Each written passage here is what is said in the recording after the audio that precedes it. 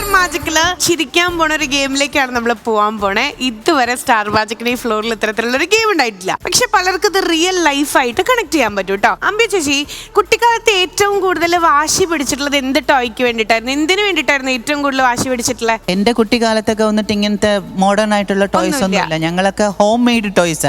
ഞാനൊക്കെ വന്നിട്ട് ഓലപ്പന്ത്, ഓലപ്പീപ്പി, കണ്ണാടി, വാച്ച്, ഇതൊക്കെ ഞാൻ തന്നെ ഉണ്ടാക്കി ഞാൻ തന്നെ കളിക്കും. പിന്നെ ആകെ വാശി പിടിച്ചിട്ടുള്ള സിനിമ കാണാൻ പോകാൻ വേണ്ടി മാത്രം. അന്നേ സിനിമ കമ്പുണ്ട്. സിനിമ കമ്പമല്ല, സിനിമ പൈത്യം.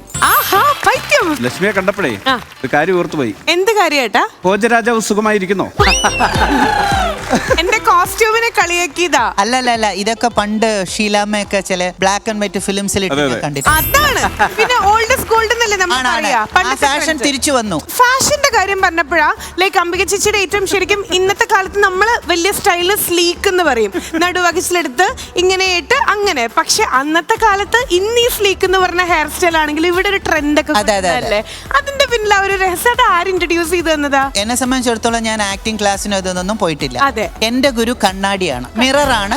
എല്ലാ ആർട്ടിസ്റ്റിന്റെയും ഏറ്റവും ബെസ്റ്റ് ഗുരു എന്ന് വിശ്വസിക്കുന്ന കൂട്ടത്തിലാണ് ഞാൻ. അന്നൊക്കെ പിന്നെ ഷീലാമ്മ നസീർ സാർ ആണല്ലോ നമ്മുടെ എന്താ പറയുന്ന ഫാഷൻ ഐക്കോൺ എന്ന് പറയുന്നത്. അവർ ഇടുന്ന ഓരോ ഡ്രസ്സും ഒക്കെ ഇട്ട് ഇങ്ങനെയൊക്കെ നിന്ന് കാണിച്ച് ഇങ്ങനെയൊക്കെ കാണിച്ച് അവർ ചെയ്യുന്ന ഹെയർ സ്റ്റൈലൊക്കെ ചെയ്ത് നോക്കിയപ്പോൾ ഒരു ഹെയർ സ്റ്റൈൽ എനിക്ക് ഇഷ്ടപ്പെട്ടു. ആ ഹെയർ സ്റ്റൈലിന് അംബിക വിഗ് എന്ന പേര്.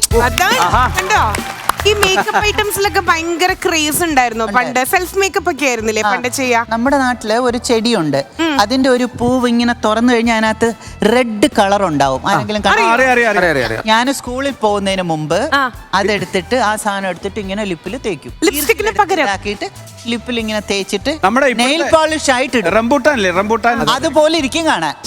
അതിനുശേഷം ശേഷം പിന്നെ എന്റെ അമ്മമ്മ വന്നിട്ട് അവര് തലയിൽ ഡൈ അടിക്കാൻ വേണ്ടി ഈ ചട്ടിയുടെ ബാക്കില് ഇരിക്കുന്ന കരി ഇതാക്കും. അതില് വെളിച്ചെണ്ണ തേച്ച് കൺമഷി പോലെ ആക്കുമ്പോ അത് ഈർക്കിലെടുത്തിട്ട് ഇവിടം വരെ ഒരു വരപ്പ് പാലിട്ട് കണ്ണെഴുതുന്നു. കാരണം നമ്മൾ കാണുന്നതൊക്കെ ഷീലാമ്മയാണേ. അവർ ഇത്രയും നീളത്തിന് കണ്ണൊക്കെ എഴുതുമ്പോൾ സ്കൂളിൽ പോകുമ്പോ അതൊക്കെ ഇട്ട് ഇവിടം വരെ വരയ്ക്കും. ഐബ്രോ ഒക്കെ വരയ്ക്കും. ഇവിടെ സ്റ്റാർ മാജിക്കിൽ വന്നത് ഇങ്ങനെയായിരുന്നു. ആണോ? ഇപ്പോഴും അങ്ങനെ കുട്ടിയില് ചൈൽഡ് ആർട്ടിസ്റ്റ് ആയിട്ടല്ലേ വന്നത്? അപ്പോഴേ സെലിബ്രിറ്റി ആയപ്പോ എങ്ങനെയായിരുന്നു പബ്ലിക്കിന്റെ ഇടയിലൊക്കെ മനസ്സിലാവുമായിരുന്നോ ഞാനൊരു സെലിബ്രിറ്റി? അങ്ങനെയല്ല, ഞാനൊക്കെ വന്നിട്ട് ഒരു ഫ്രെയിം, അതായത് ചോറ്റാനിക്ക് രമ്മ എന്ന് പറഞ്ഞ ഒരു ഫിലിമില് ഷൂട്ടിംഗ് ഒക്കെ കഴിഞ്ഞതിന് ശേഷം ഞാൻ പോകുന്നു.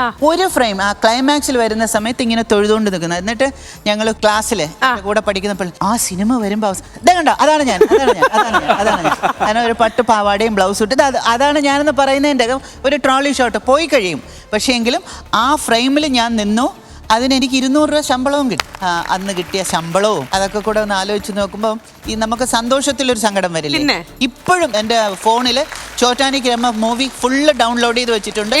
ആ ഒരു ഫ്രെയിം കാണാൻ വേണ്ടി മാത്രം. ഓ അടിപൊളി. ഇതിനകത്തെ ഈ ബിനീഷ് ബാസ്റ്റൻ വിജയുടെ സിനിമയിൽ അഭിനയിക്കാൻ പോയിരുന്നു. അവിടെ എന്തോ വിഷയം ഉണ്ടാക്കിയിട്ട് അവിടെയും പറഞ്ഞു ഇങ്ങനെ തന്നെ, അവനാണ് പിടിക്കവനെ. സിനിമയില് കൂടെ കോമ്പിനേഷൻ സീൻ വരെ ചെയ്തിട്ടുണ്ട്. കണ്ടു.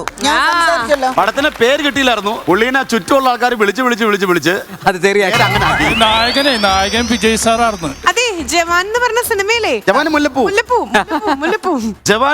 എന്ന് പറഞ്ഞ സിനിമയിലെ നായകനായിരുന്നു. മുല്ലപ്പൂ ആയിരുന്നോ? ആ പടം ക്ലബിൽ കയറി ആരോ ആരുടെ ക്ലബിൽ? ഞങ്ങളുടെ ക്ലബിലിട്ടാ ഞങ്ങൾ കണ്ടത്. ആ സിനിമയിലെ സ്ക്രീൻഷോട്ട് എടുത്തിട്ട് പോലും കിട്ടിയില്ല. എന്ത് ഷോട്ട്? സ്ക്രീൻഷോട്ട്